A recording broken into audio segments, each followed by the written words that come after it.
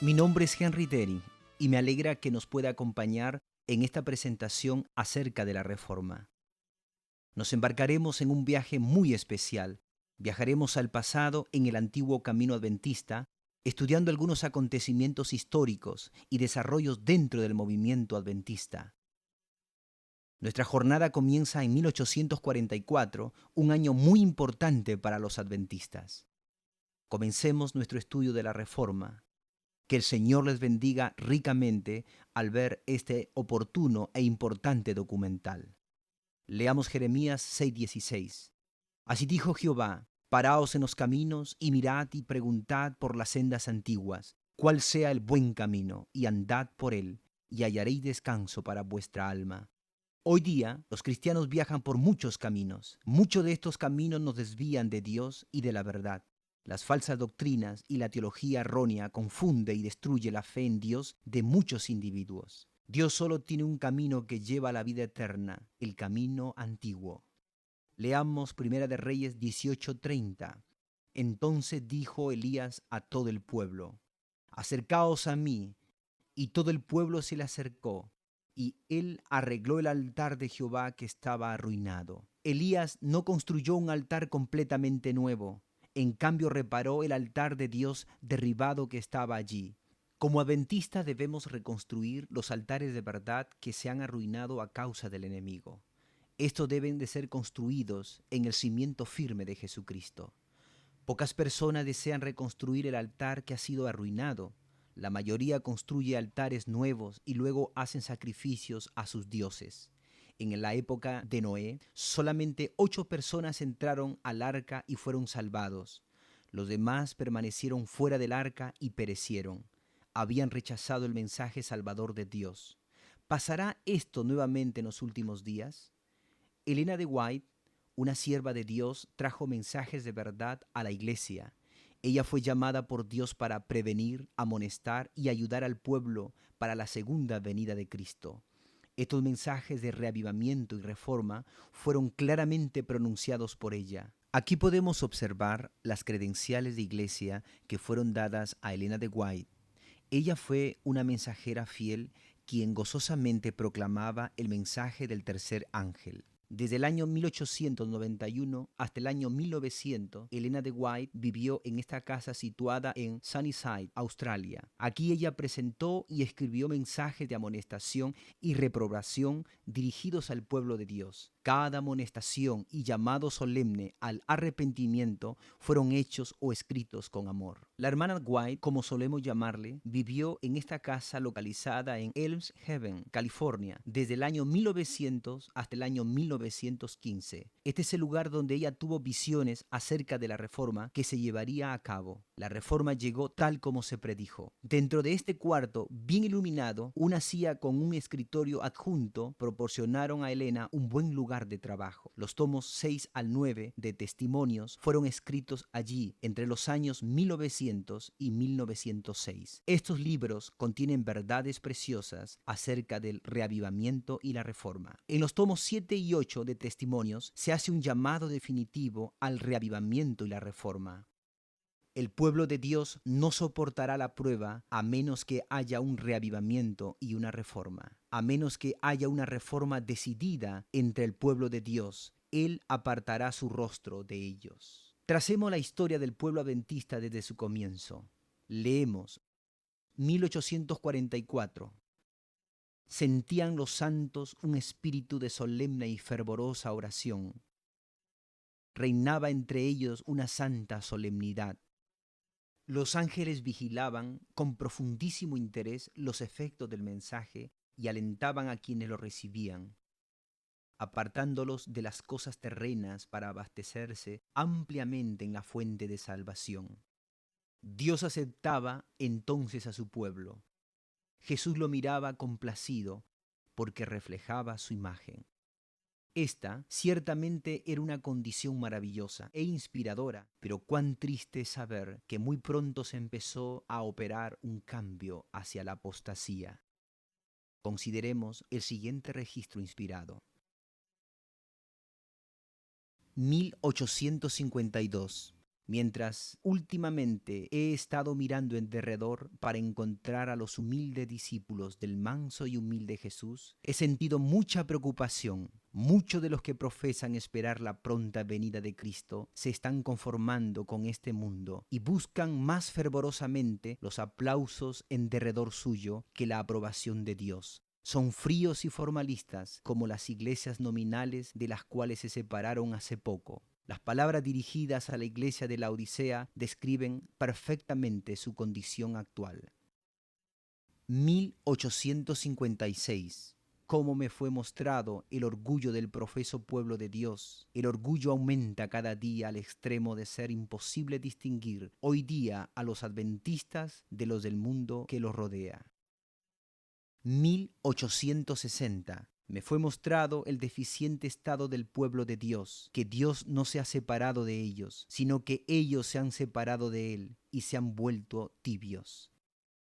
1861. El pueblo está recargado de glotonería y embriaguez y de los cuidados de esta vida. Están entrando más y más en un espíritu de empresa mundanal. La espiritualidad y la devoción son raras. 1867. Yo he declarado delante de ellos que de lo que me ha sido mostrado no es sino un pequeño número de aquellos que ahora profesan creer la verdad, que finalmente serán salvos, no porque ellos no pudieran ser salvos, sino porque no desean ser salvos de la propia manera como lo ha señalado Dios. 1870. Al contemplar el estado de sus profesos seguidores hoy, Jesús ve ingratitud vil, formalismo falso, hipocresía, orgullo farisaico y apostasía. La iglesia ha dejado de seguir en pos de Cristo, su líder, y se está volviendo firmemente hacia Egipto. 1888. Los hechos en cuanto a la verdadera condición del profeso pueblo de Dios hablan más fuertemente de su profesión y hacen más notorio que algún poder ha cortado el cable que los aseguraba la roca eterna y que están navegando en el mar a la deriva, sin mapa ni brújula. Esta es una revelación terrible acerca de la verdadera condición del pueblo profeso de Dios. Puesto que el pueblo de Dios estaba recayendo, el Señor intentó despertar a la durmiente iglesia a través de un mensaje especial de esperanza. En 1888, Dios escogió a dos hombres jóvenes para llevar su mensaje a la iglesia. Ellos fueron los pastores Jones y Waggoner. El pastor Waggoner tuvo una visión de Cristo sobre la cruz. Esto lo indujo a estudiar en la Biblia el tema de Dios en Cristo reconciliando al mundo. En una carta, 1892, la hermana White escribió acerca de estos hermanos. El mensaje que nos han dado Jones y Waggoner es el mensaje de Dios para la iglesia de la Odisea. Y en Testimonios para Ministros, página 91, declaró: en su gran misericordia, el Señor envió un preciosísimo mensaje a su pueblo por medio de los pastores Waggoner y Jones. Aquí podemos observar a los delegados de la sesión de la Conferencia General del año 1888. Este año, en el mensaje de Cristo nuestra justicia, Dios permitió que el pueblo se enfrentara con su mayor necesidad. El instituto y el congreso, que duraron 26 días, fueron la manera divina de preparar a su pueblo para que proclamasen el último mensaje. Sin embargo, los eventos que tomaron lugar 26 años después demostraron que el mensaje había sido aceptado solamente por muy pocos. 5 años después, de 1888, la hermana White escribió: «Y tú, Capernaum, adventista del séptimo día, que han tenido gran luz, que eres levantada hasta el cielo en cuanto a privilegios, hasta el Hades serás abatida, porque si en Sodoma se hubieran hecho los milagros que han sido hechos en ti, habría permanecido hasta el día de hoy». 1895. Está cundiendo en el mundo la convicción de que los adventistas del séptimo día están dando a la trompeta un sonido incierto y que están siguiendo la senda de la mundanalidad. 1903. ¿Quién puede decir con verdad: nuestro oro es probado en el fuego y nuestros vestidos no están manchados por el mundo? He visto a nuestro instructor señalar vestiduras que se daban por justicia. Al desgarrarlas, puso al descubierto la suciedad que cubrían. Luego me dijo: ¿no puedes ver con qué falsedad cubrieron su inmundicia y la corrupción de su carácter? ¿Qué pues, la ciudad fiel ha venido a ser una ramera? La casa de mi padre es hecha un lugar de comercio, de donde se han retirado la gloria y la presencia divina. A pesar de que Elena de White escribió La ciudad fiel ha venido a ser una ramera, en 1903 la Iglesia Adventista del Séptimo Día seguía siendo el pueblo remanente de Dios. La historia del antiguo Israel debe ser un aviso solemne para nosotros, puesto que fue escrita para amonestarnos. ¿Será posible que esta historia se esté repitiendo nuevamente y que nosotros, sobre quienes brilla la luz acumulada por los siglos, estemos siguiendo en los pasos del antiguo Israel? Queda todavía otra pregunta importante por responder en cuanto a la Odisea, la cual ocupa un lugar prominente en la mente de todo sincero adventista. ¿Es posible que la iglesia de la Odisea caiga o acaso nunca podrá ocurrir esto? ¿Puede usted contestar esta pregunta honestamente? Espero que sí. Continuemos explorando este tema y encontraremos la respuesta a esta pregunta más tarde en el estudio.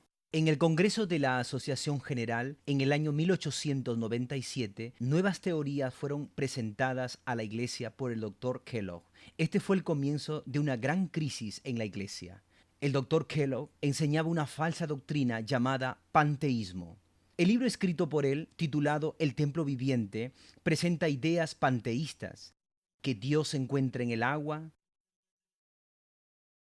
en el aire, en las flores y en toda la naturaleza. En el Congreso de la Asociación General 1901, Kellogg fue invitado para hablar a los delegados acerca del tema sobre la vida divina en el hombre. Entonces presentó ideas como las siguientes. Es Dios en el girasol el que hace que éste siga al sol. Donde quiera que se encuentra la vida de Dios, Dios mismo está. Uno no puede separar a Dios y su vida.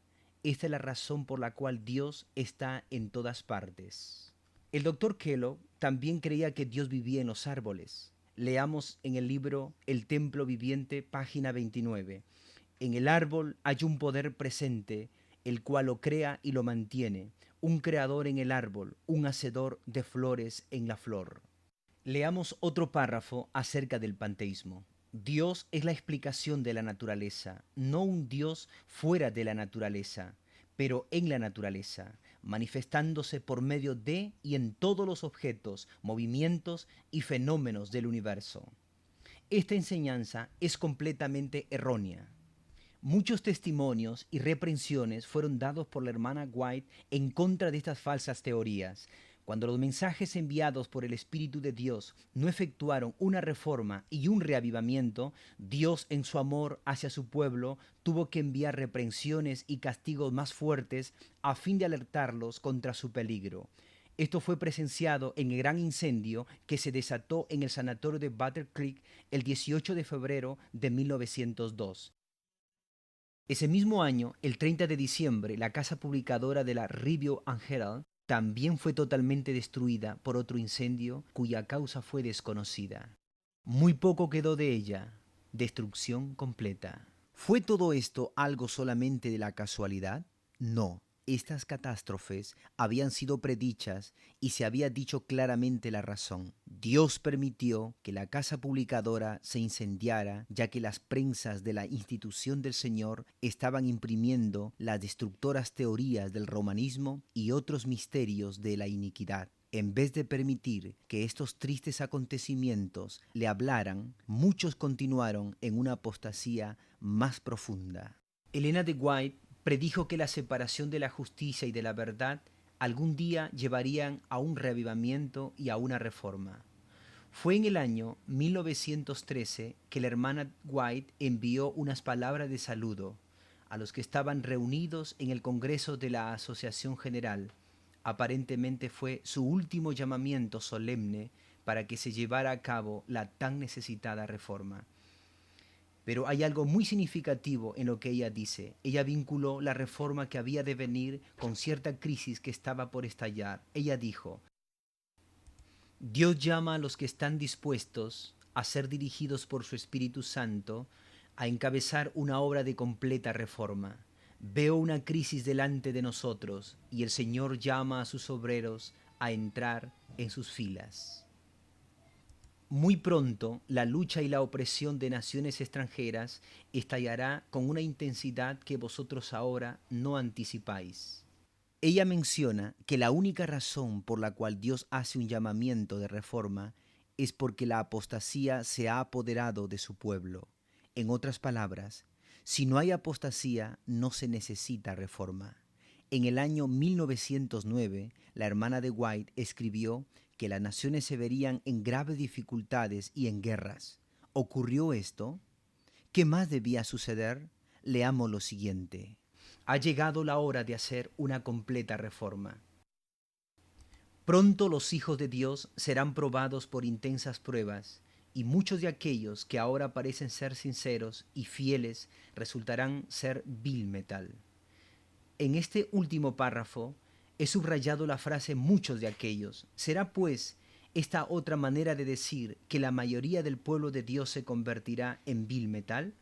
La palabra fiel del Señor en el pasado profetizó muchas reformas. De Cristo, el gran reformador, se predijo que Él iba a magnificar la ley y a engrandecerla. Isaías 42:21. De Juan el Bautista se dijo, he aquí, yo os envío al profeta Elías. Malaquías 4:5. Y la reforma del siglo XVI fue predicha en Daniel 11:34. El movimiento adventista también se predijo en la Biblia. He aquí algunos versículos para considerar. Isaías 58, 12 al 14 trata con la reparación de portillos. Daniel 8:14 trata con la limpieza del santuario. Apocalipsis 3, 14 al 22 habla del mensaje de la Odisea. Apocalipsis 7, 1 al 4 menciona el sellamiento de los 144,000. Apocalipsis 10, 11 menciona al librito amargo. Apocalipsis 11, 19 trata acerca del templo de Dios que fue abierto en el cielo. Apocalipsis 14, 6 al 12 menciona el triple mensaje angélico. Por lo tanto, debemos concluir que una verdadera reforma tiene que llevar la autorización de haber sido divinamente profetizada. Del mismo modo, si hoy se hace el llamado a una reforma, esta debe ser profetizada por la palabra de Dios y por los testimonios del Espíritu de Dios. Leamos algunas predicciones tomadas del Espíritu de profecía. Pruebas terribles esperan al pueblo de Dios. El espíritu de guerra agita las naciones desde un cabo de la tierra hasta el otro. En el libro El tiempo y la obra, edición 1920, la Asociación General compiló algunos de los escritos de la hermana Elena de White, en los cuales señalan una crisis y una reforma. Muy pronto, la lucha y la opresión de naciones extranjeras estallará con una intensidad que vosotros ahora no anticipáis. Mientras que las naciones del mundo eran testigos a estas calamidades, otra escena fue presentada, un gran movimiento reformador dentro del pueblo de Dios. Estos dos párrafos del libro El tiempo y la obra nos muestran la manera de pensar de los hermanos de la Asociación General en ese entonces.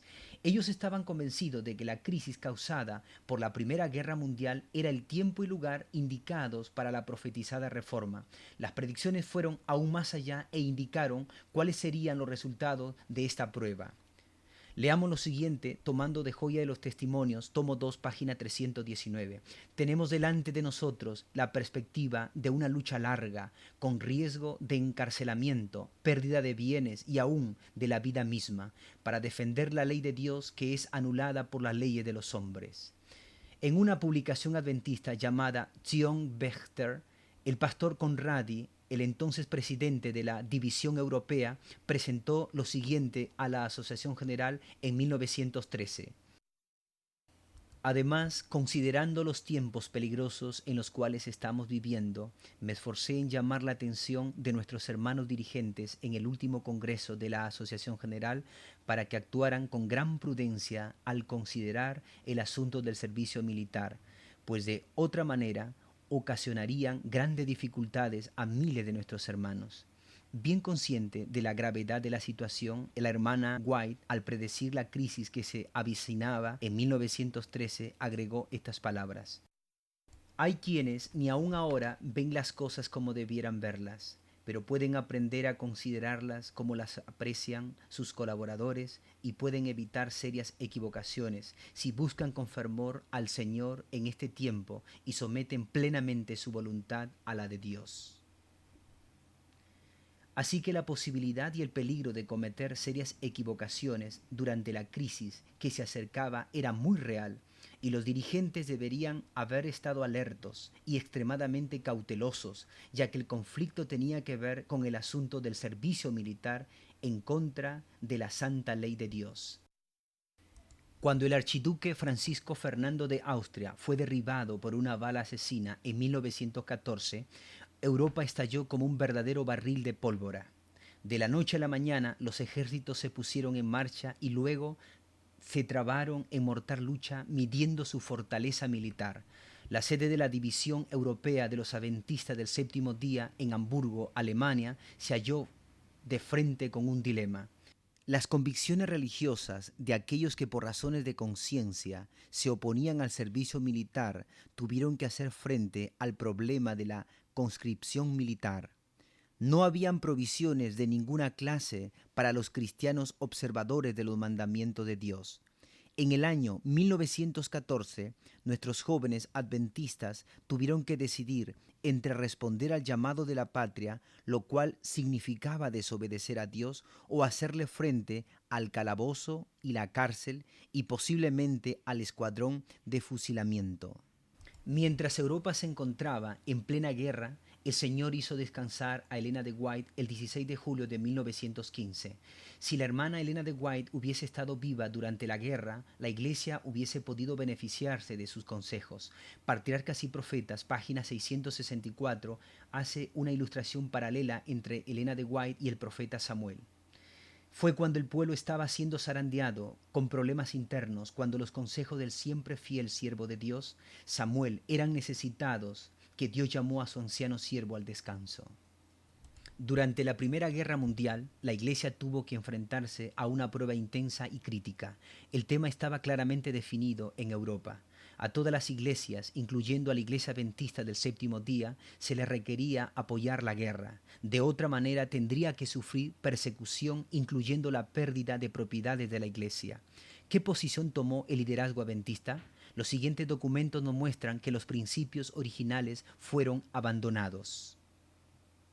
Pero al comienzo de la guerra, los dirigentes de la Organización Adventista de Alemania aconsejaron espontáneamente a todos sus miembros llamados al servicio militar de todo el país que en las urgentes circunstancias y necesidades de la patria cumplan con sus deberes que se les exige como ciudadanos, de acuerdo con la Escritura, y sirvan fervientemente en sábado como los demás soldados lo hacen en los domingos.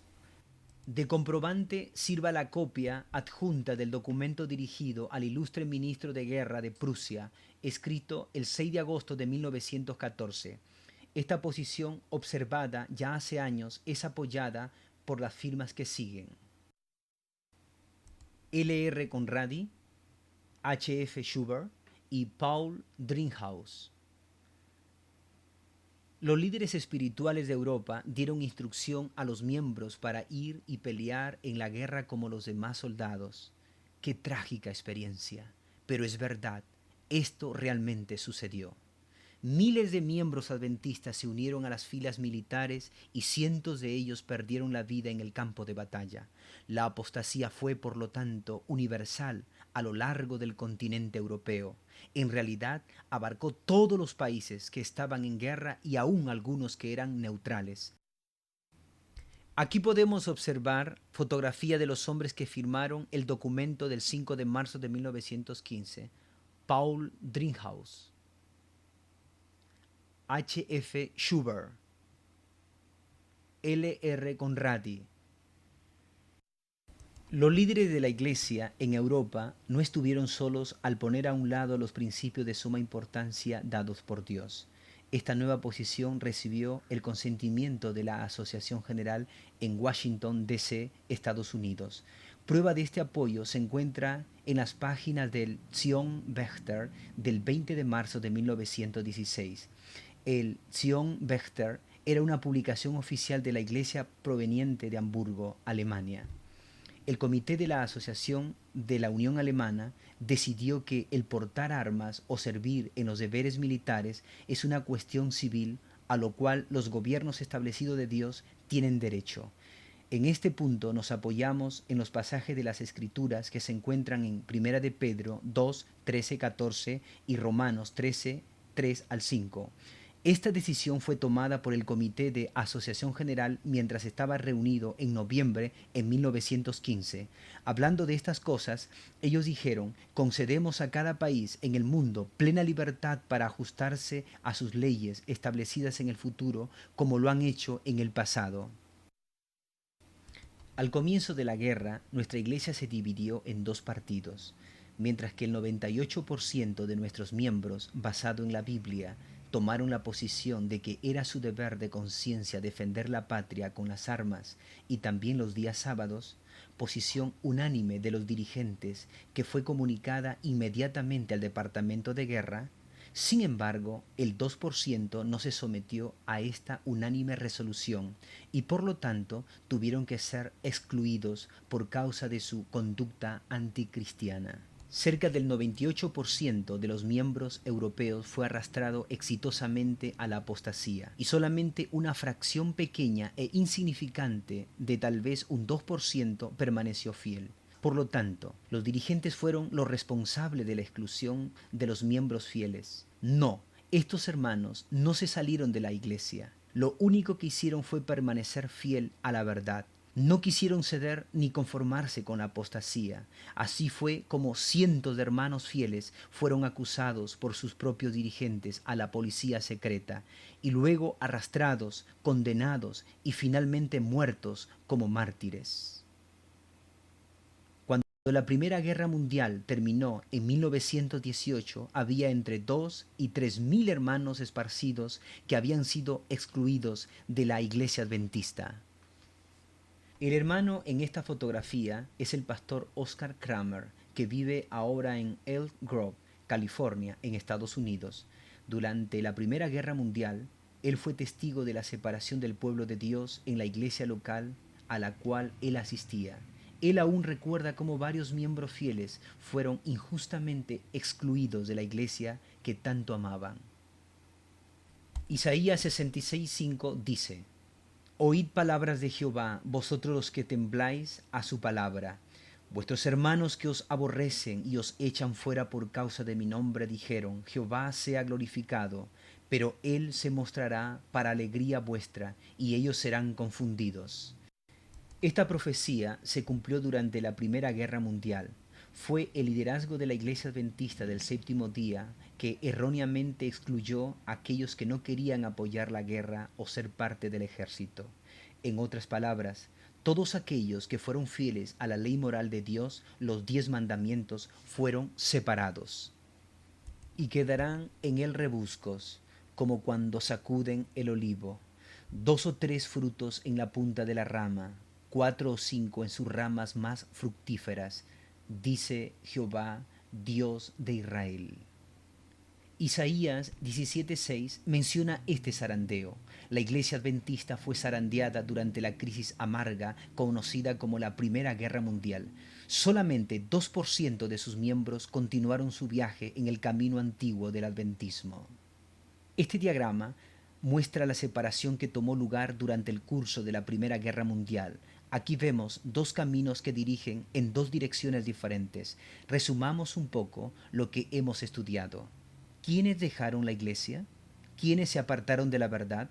¿Quiénes se apartaron del camino angosto? ¿Quiénes permanecieron fieles? La respuesta se encuentra en Apocalipsis 12:17. Entonces el dragón se llenó de ira contra la mujer y se fue a hacer guerra contra el resto de la descendencia de ella, los que guardan los mandamientos de Dios y tienen el testimonio de Jesucristo. Quizás el siguiente párrafo tomado de The Cologne News del 21 de septiembre de 1915 ilumine un poco más nuestro estudio. Desde que comenzó la guerra ha habido una división entre el pueblo adventista. La mayoría quería que se pusieran las enseñanzas básicas a un lado durante la duración de la guerra. El resto del pueblo quería guardar el sábado santo aún en tiempo de angustia. Esta oposición finalmente indujo a la exclusión de muchos seguidores de la antigua fe. Estas palabras son verdad. Esto realmente ocurrió dentro de la Iglesia Adventista del Séptimo Día. En el libro Primeros Escritos, publicado en 1882, se encuentra una descripción del zarandeo que ocurre de vez en cuando. Cada zarandeo causa una separación. Leamos de las páginas 270 y 271.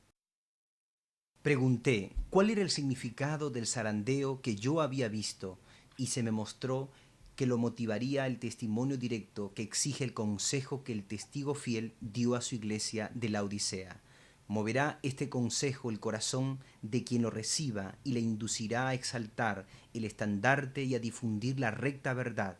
Algunos no soportarán este testimonio directo, sino que se levantarán contra él, y esto es lo que causará un zarandeo en el pueblo de Dios. El número de esta hueste había disminuido. En el zarandeo algunos fueron dejados al lado del camino. Al fin de la guerra, la paz fue restaurada por toda Europa y los miembros que habían sido perseguidos y excluidos de las iglesias adventistas por no haber participado en la guerra se reencontraron. Su mayor anhelo era el de reconciliarse con aquellos que habían abandonado la antigua plataforma de la verdad. Peticiones expresando el deseo de este remanente para obtener una audiencia con los representantes de la Asociación General fueron redactadas y enviadas a los líderes adventistas. Tal junta fue concedida y tomó lugar durante la semana del 20 al 27 de julio de 1920 en Friedensau, Alemania. 17 delegados del movimiento de reforma fueron seleccionados para representar a aquellos que habían sido excluidos.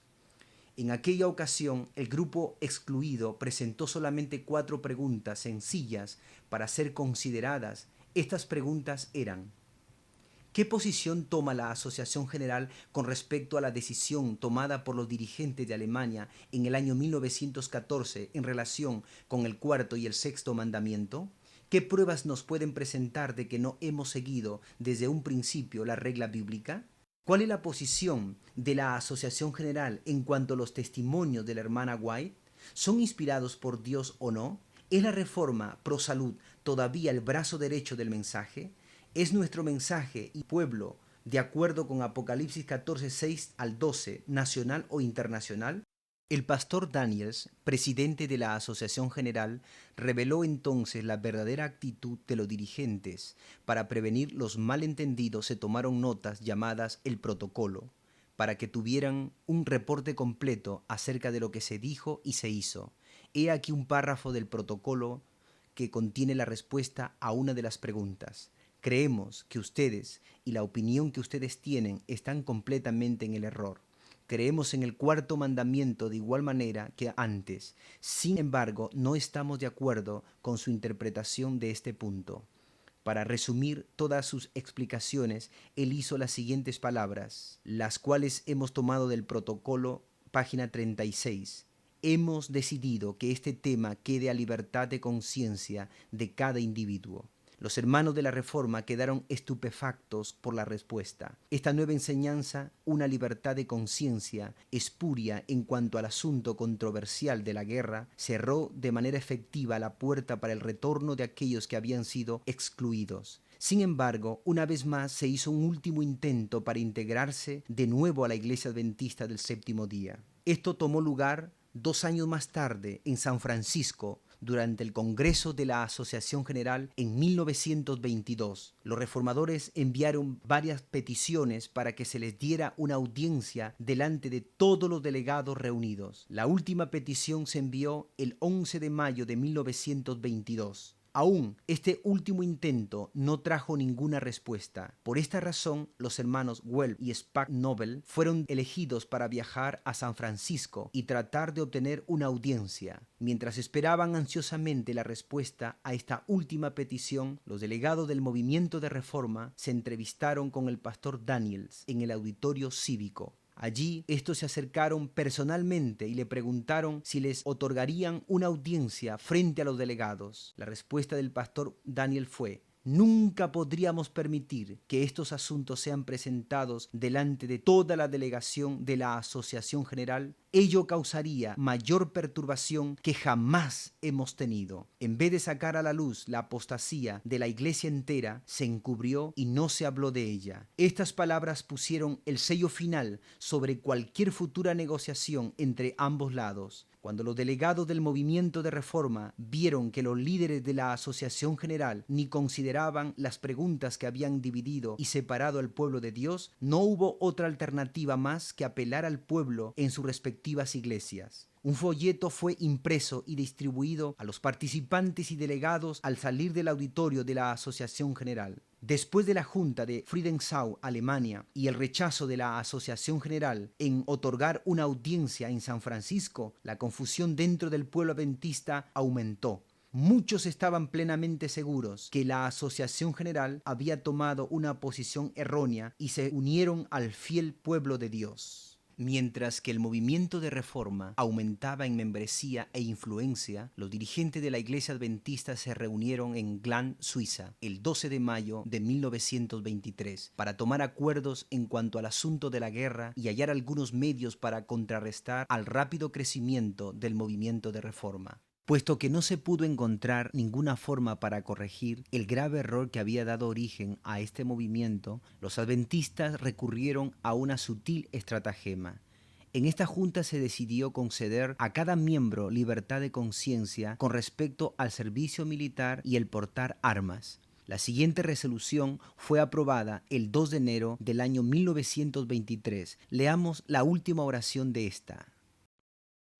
Concedemos a todos los miembros de nuestra Iglesia absoluta libertad de servir a su patria en todo tiempo y en todo lugar de acuerdo a lo que le dicten sus convicciones personales de conciencia. Nuevamente, ese falso principio de la libertad de conciencia que viola el deber y la obediencia a la ley de Dios fue introducido. El dar libertad para transgredir la ley de Dios en todo país y a cualquier hora, diciendo que no es pecado, es ciertamente una característica de confusión mundana. ¿Qué escribe la hermana de White acerca de la libertad del hombre? Leamos en El Hogar Adventista, página 342. Los hombres no tienen la libertad de hacer un estandarte de la ley por sí mismos para evitar la ley de Dios y complacer a sus propias concupiscencias. Ellos deben de llegar al gran estandarte de justicia divina. También leamos el libro Discurso Maestro de Jesucristo, página 48. Si los hombres estuviesen en libertad para apartarse de lo que requiere el Señor y pudieran fijarse una norma de deberes, habría una variedad de normas que se ajustarían a las diversas mentes y se quitaría el gobierno de las manos de Dios. Sus fines de amor hacia sus criaturas no serían honrados ni respetados. Los siguientes párrafos fueron tomados de publicaciones adventistas. Estos reflejan los trágicos resultados de la decisión tomada por la Asociación General de dar libertad de conciencia con respecto al tema de portar armas.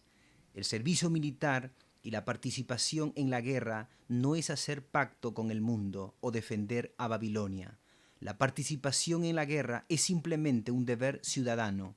En relación con la guerra, nuestros jóvenes también cumplirán con sus deberes en sábado.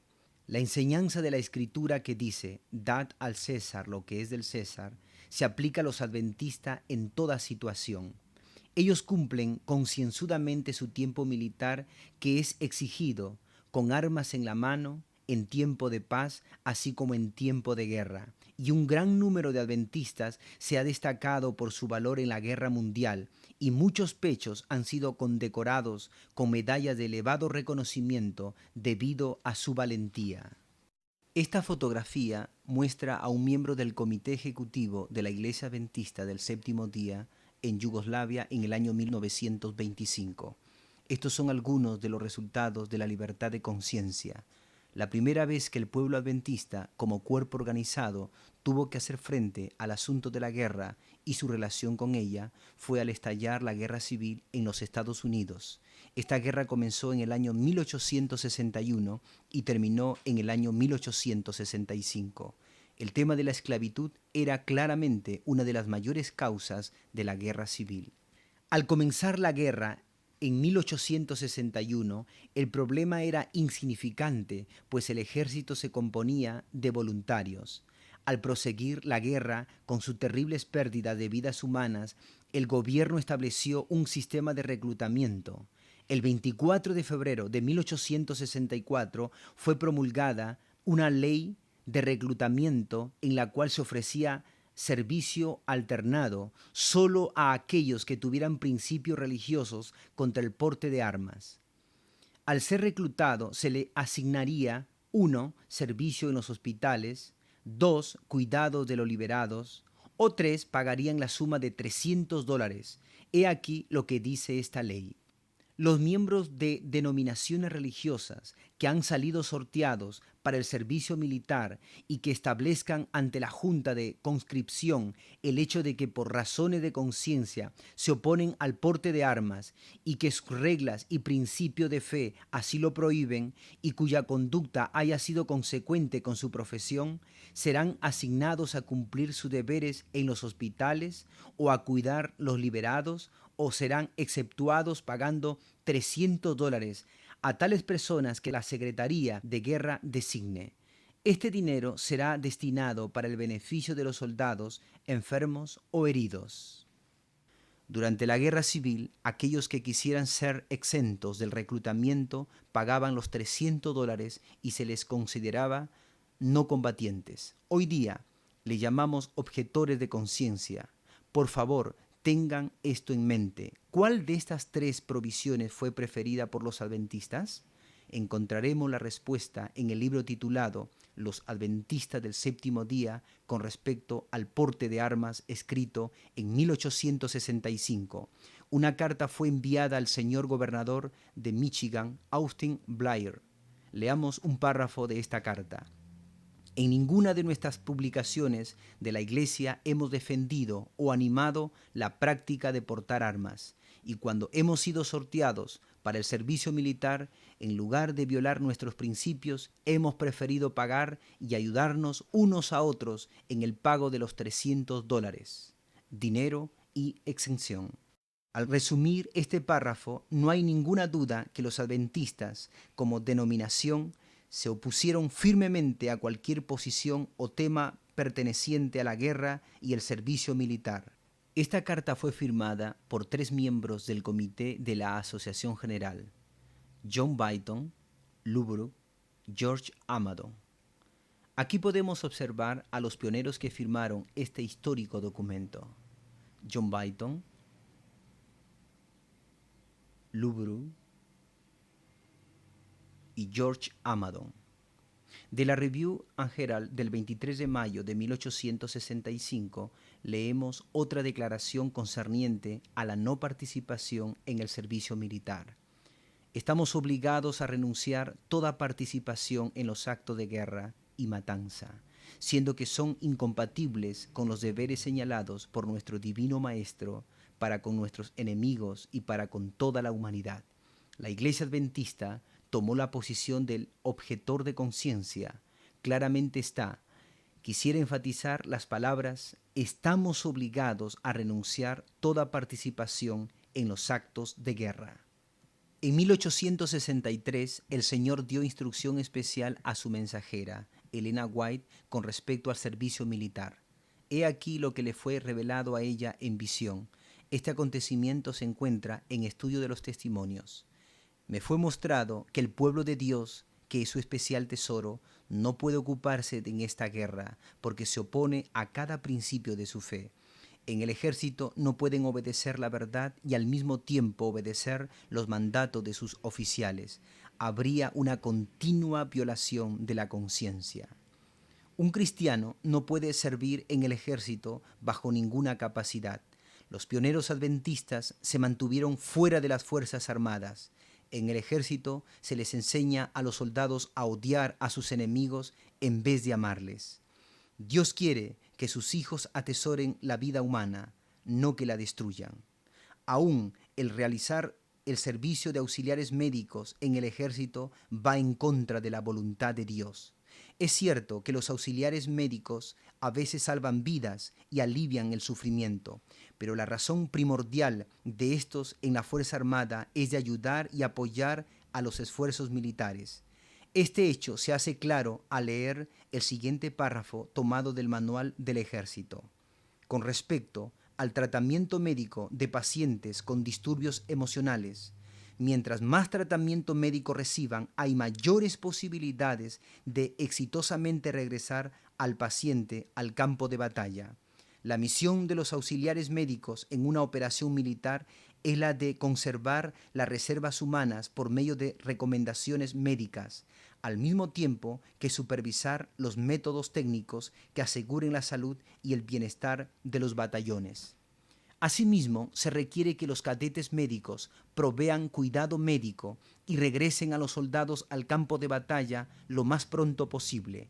De esta manera, los auxiliares médicos contribuyen directamente a los esfuerzos militares al dar tratamiento médico rápido y al evacuar a los enfermos y heridos. De acuerdo al Manual del Ejército, un auxiliar médico contribuye directamente al esfuerzo militar. Siendo que no estamos bajo una teocracia, el Señor no quiere que tomemos parte de actos de guerra. Recuerde que la hermana White escribió: en el ejército no pueden obedecer la verdad y al mismo tiempo obedecer los mandatos de sus oficiales. En vista de estos hechos, ¿qué fuertes recomendaciones hizo la Iglesia Adventista a sus miembros durante la guerra? Leamos del libro Los Adventistas del Séptimo Día y el Gobierno Civil. En las páginas 11 y 12 se da una descripción de los deberes de los no combatientes. Estos ayudarán a alimentar y vestir al ejército, asistirán en el cuidado de los enfermos y heridos, ayudarán a enterrar a los muertos, ayudarán con la transportación de hombres, víveres, ropa, etc. Ellos construirán los campamentos, irán a los campos, las minas y fábricas, todo según las instrucciones del gobierno. Ellos ayudarán a fortalecer los puestos y protegerán la vida humana. En la página 6 del libro titulado Nuestros jóvenes durante el tiempo de guerra se declara: mientras que lo ya declarado es la posición de los adventistas del séptimo día como denominación en los Estados Unidos, la Iglesia en sí no atenta dictaminar a sus miembros individualmente, pero cada individuo debe permanecer fiel a sus convicciones según su conciencia. Elena White declaró que una libertad que da al pueblo la opción de transgredir los mandamientos de Dios no existe y nos previene acerca de tal falsa libertad. Además de dar a sus miembros la libertad para servir como no combatientes, la Iglesia Adventista también dio libertad para servir como combatientes. Un combatiente es un soldado que pelea con la ayuda de armas. Así que entonces, ¿qué posición debía tomar la Iglesia Adventista con respecto al declarar estado combatiente? ¿Debería la Iglesia disciplinar o excluir a alguno de sus miembros si estos sirven a la patria como combatientes? Para obtener una respuesta clara, leamos el siguiente párrafo de Review and Herald. Aquellos que conscientemente eligen la clasificación 1A, servicio militar como combatiente, se les debe proveer una guía pastoral y deberá aconsejárseles para poder ayudarles en su necesidad, puesto que la Iglesia se abstiene de juzgarlos.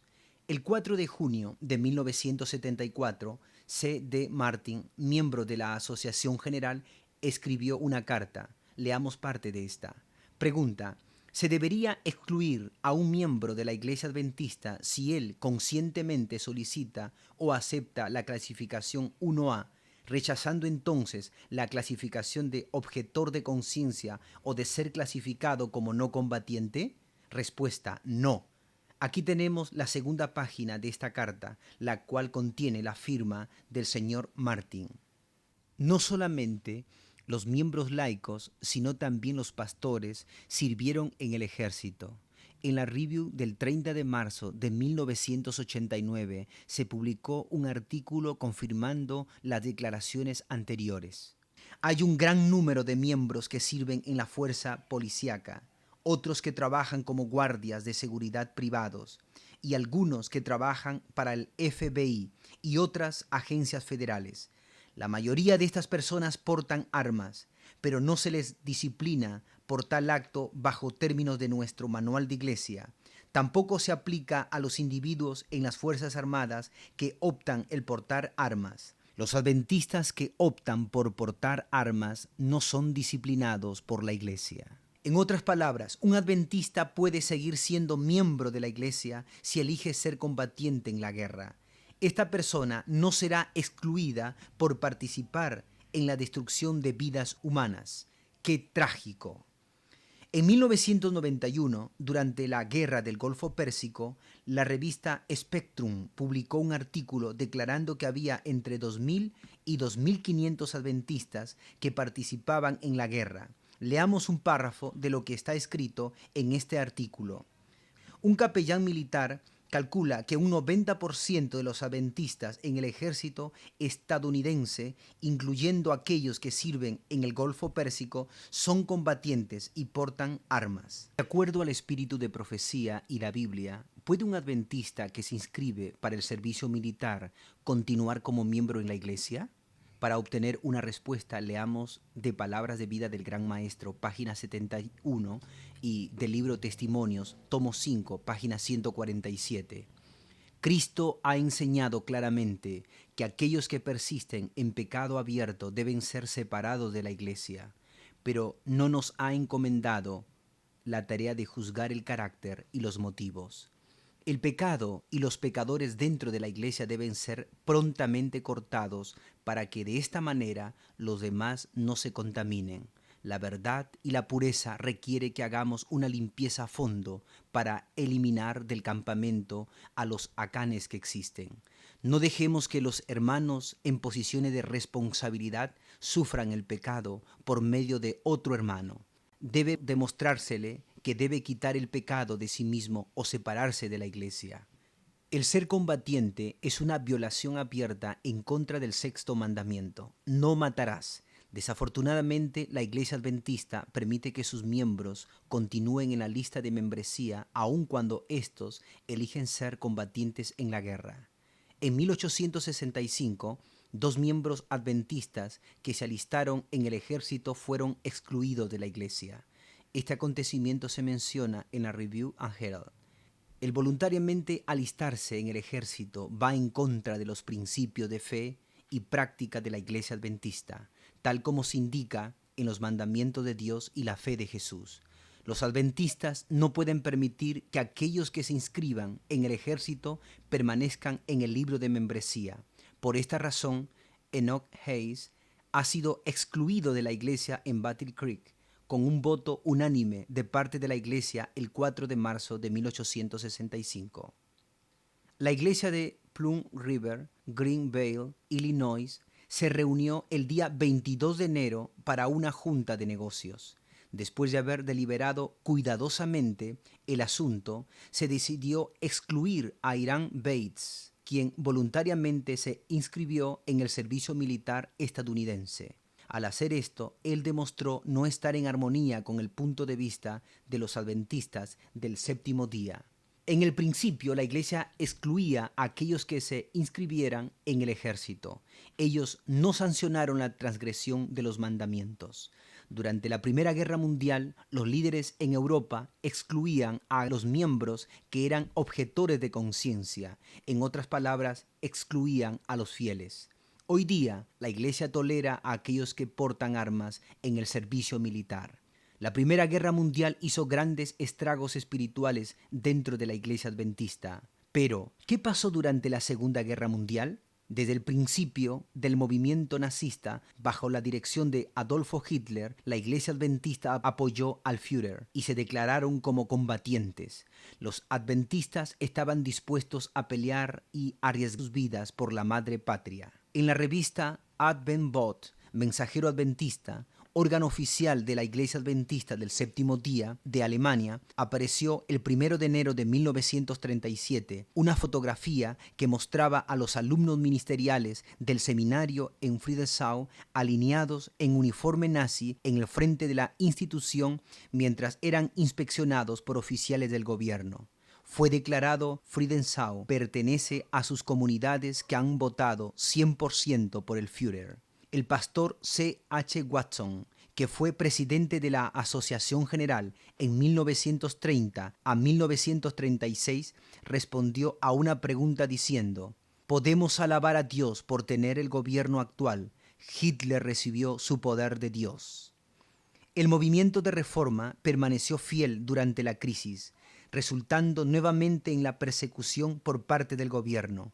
El libro La persecución nazi de las iglesias, publicado en el año 1933 a 1935 y escrito por J. S. Conway, nombra a las iglesias que fueron perseguidas. En la parte baja de la página notarán que aparece el nombre Iglesia Adventista del Séptimo Día, Movimiento de Reforma. El movimiento de reforma fue declarado enemigo del Estado y públicamente declarado ilegal. El 2 de abril de 1936, el movimiento de reforma fue oficialmente prohibido y se confiscaron todas las propiedades pertenecientes a este. He aquí una carta traducida, escrita a Otto Bell, el líder movimiento reformista en Alemania. Los reformadores permanecieron leales a los principios divinos. Como resultado, ellos fueron severamente perseguidos. Muchos fueron arrojados en los campos de concentración y muchos mártires fueron fieles hasta la muerte.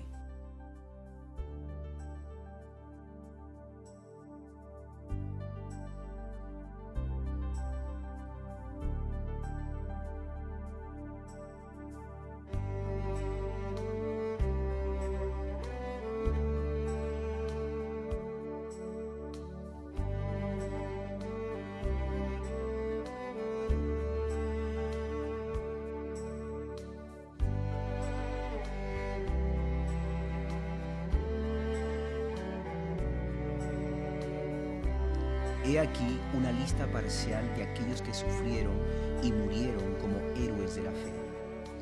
Veamos ahora algunas fotografías de algunos de estos soldados de la cruz. Estos testigos fueron fieles al Evangelio y a los mandamientos de Dios. Pasaron muchas tribulaciones y tristezas, pero salieron vencedores.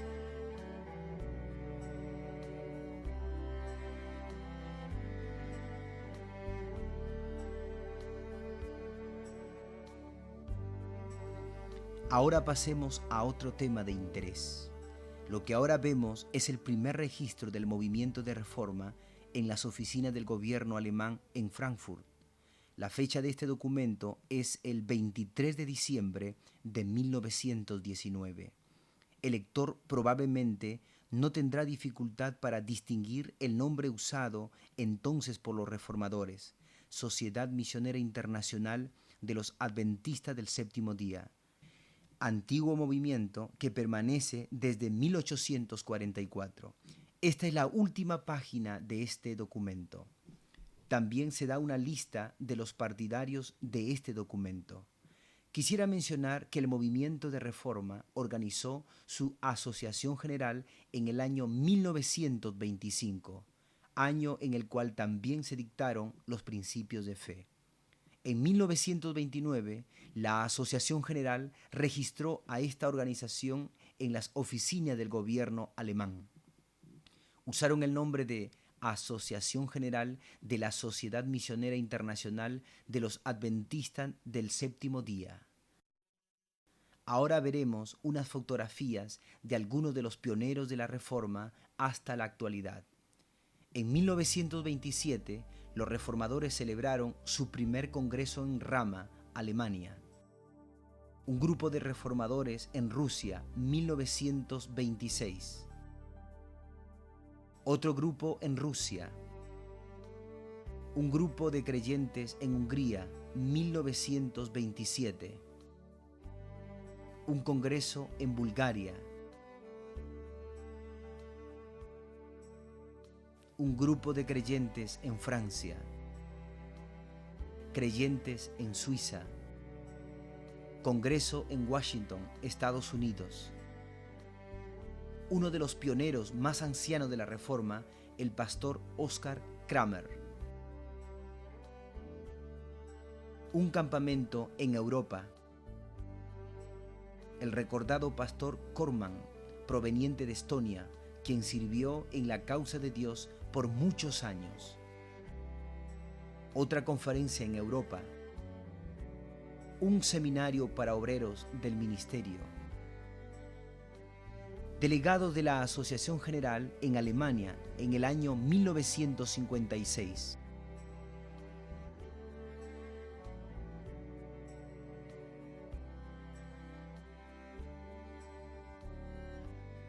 El Congreso de la Asociación General en Denver, Colorado, Estados Unidos, en el año 1978. El Congreso de la Asociación General en Mannheim, Alemania, en el año 1983. Un seminario de obreros celebrado en Dasberg, Alemania, 1986. Por muchos años, la escuela misionera localizada en Dasberg preparó a los estudiantes para el ministerio.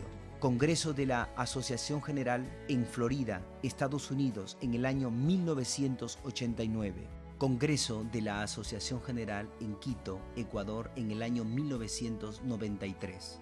Delegados de la Asociación General en Quito, Ecuador, en el año 1993. Congreso de la Asociación General en Holanda, en el año 2002.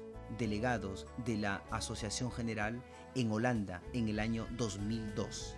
Hoy día, la Iglesia de la Reforma es representada en más de 125 países en 6 continentes. Aquí podemos observar algunos de los lugares donde se está llevando a cabo la obra de salvar almas. Sydney, Australia.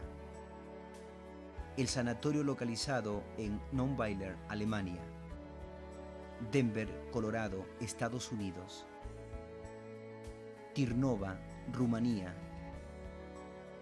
Sudáfrica. Tanzania, África. Kenia, escuela primaria. Toronto, Canadá. Escuela misionera en Argentina. Escuela misionera en Perú. Central de la Misión Italiana. Oficina central en Holanda. Una iglesia en Berlín, Alemania. Oficinas centrales de la Unión Norteamericana. Oficina central en Ucrania. Congreso espiritual en Kryvyi Rog, Ucrania. Tallin, Estonia. Creyentes en Bulgaria. Reuniones evangelísticas en Kenia. Reuniones evangelísticas en Ecuador. Reuniones evangelísticas en Perú. Reuniones evangelísticas en Belice. Reuniones evangelísticas en El Salvador. Misión en Mosbach. Una de las mayores responsabilidades de la Asociación General es la de ayudar a los campos misioneros necesitados en todo el mundo. Se emplean obreros para llevar las buenas nuevas de salvación a las personas que están hambrientas espiritualmente. La distribución de literatura espiritual y concerniente a la salud es una manera muy efectiva de encontrar almas para el reino de Dios. Antes que acabe el tiempo de gracia, se debe testificar a todo el mundo. El Evangelio llegará a los africanos, coreanos, guatemaltecos, hindúes, a los americanos, en fin, a todos. Por supuesto, el derramamiento del Espíritu Santo durante la lluvia tardía ayudará a terminar la obra en este mundo. Dios ha encomendado a su iglesia remanente que debe ir y hacer discípulos a todas las naciones, bautizándolos en el nombre del Padre y del Hijo y del Espíritu Santo. Después de que la lluvia tardía haga su obra, Jesús vendrá nuevamente a llevar a sus hijos para que estén con Él en el cielo. ¡Qué esperanza maravillosa para nosotros los cristianos! Ya esto ocurrirá pronto. Se insta a los hijos de Dios a prepararse para este grandioso evento. Dios requiere la obediencia a cada uno de los mandamientos. Se nos concede gracia divina para poder ser fieles. Esta gracia nos ayuda a separarnos del pecado y de toda enseñanza errónea. Hay veces que la separación de la iglesia es necesaria. Examinemos un poco lo que fue hecho en el primer siglo. Leamos El conflicto de los siglos, página 49. Tras largo y tenaz conflicto, los pocos que permanecían fieles resolvieron romper toda unión con la iglesia apóstata si ésta rehusaba aún desechar la falsedad y la idolatría. Y es que vieron que dicho rompimiento era de todo punto necesario si querían obedecer la palabra de Dios. Cristo, el mayor reformador de todos los tiempos, tuvo que separarse de la maldad. El deseo de todas las gentes, página 198, dice: por lo tanto, Jesús se apartó de Jerusalén, de los sacerdotes, del templo, de los dirigentes religiosos, de la gente que había sido instruida en la ley, y se dirigió a otra clase para proclamar su mensaje y congregar a aquellos que debían anunciar el Evangelio a todas las naciones. Cristo se apartó de Jerusalén, de los sacerdotes y del templo. Martín Lutero, uno de los grandes reformadores del siglo XVI, también tuvo que apartarse de la iglesia que tanto amaba.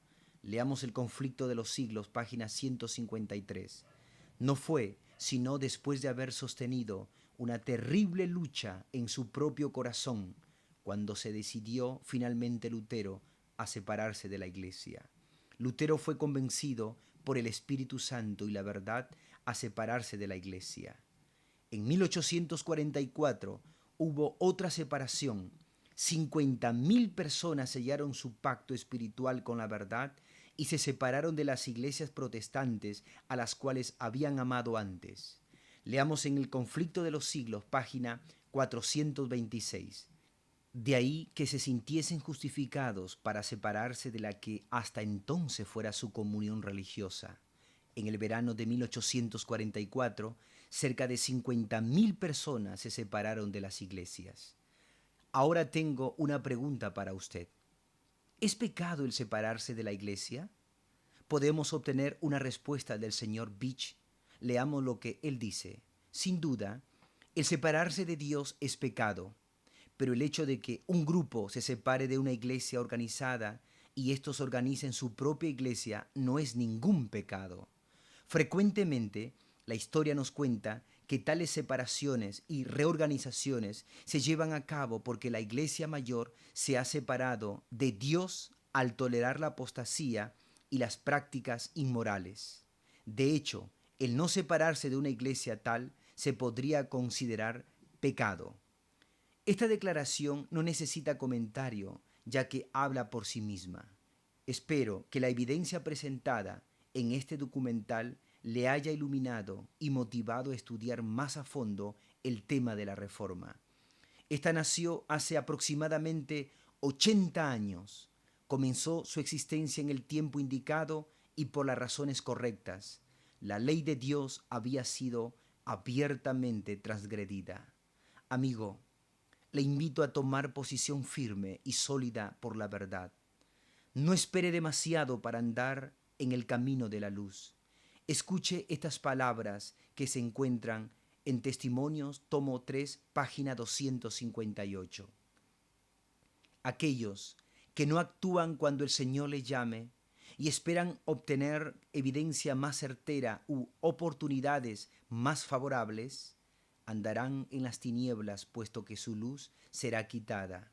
La oportunidad que se rechaza quizá nunca vuelva a presentarse. Fijemos nuestros ojos en Jesús, nuestro Salvador. Él nos guiará a la verdad. Sin Él no podemos hacer nada. La gracia de Dios terminará muy pronto y las últimas 7 plagas serán derramadas sobre esta tierra. Después que las plagas hayan terminado con su obra destructora, Jesucristo regresará para recompensar a sus hijos fieles. ¿Estamos listos para encontrarnos con Él? Espero que sí. Si usted desea obtener más información de los temas presentados en este documental, por favor, llámenos o escríbanos a algunas de las direcciones que aparecerán a continuación. Que el Señor le bendiga y le guarde.